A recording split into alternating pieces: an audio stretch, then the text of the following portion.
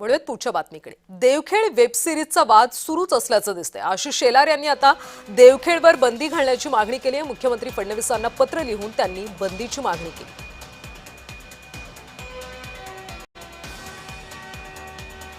नेमका काय वाद आहे तो आपण सविस्तरपणे पाहूयात।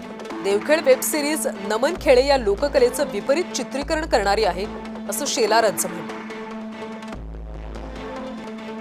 लोककलेतील लोकदैवत ठरलेल्या शंकासूर पात्राचं अवमानकारक चित्रण वेब सिरीज मध्ये करण्यात आलंय असं ते म्हणतात आणि त्यासाठी त्यांनी आता मुख्यमंत्र्यांना पत्र सुद्धा लिहिलंय। त्यामुळे या वेब सिरीजला कोकणवासियांचा आणि कोकणातून तीव्र विरोध होतो।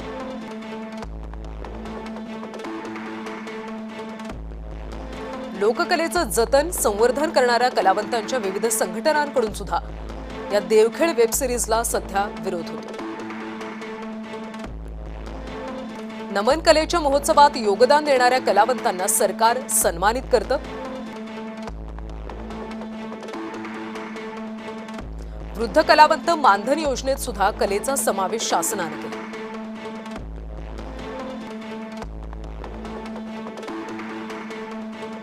महाराष्ट्र शासनानं सन्मान केलेली ही एक लोककला आहे।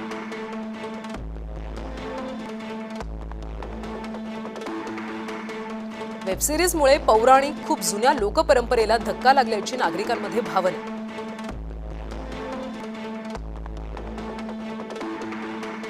वेब सिरीजवर बंदी घालण्याच्या मागणीसह वेब सिरीज विरोधात रोष वाढत असल्याचं सध्या दिसतं।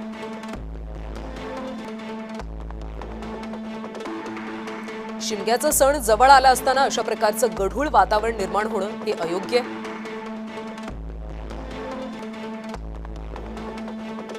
मुख्यमंत्र्यांनी यात लक्ष घालून तातडीने योग्य ती कारवाई करावी अशी विनंती आशिष शेलार यांनी पत्राद्वारे केली।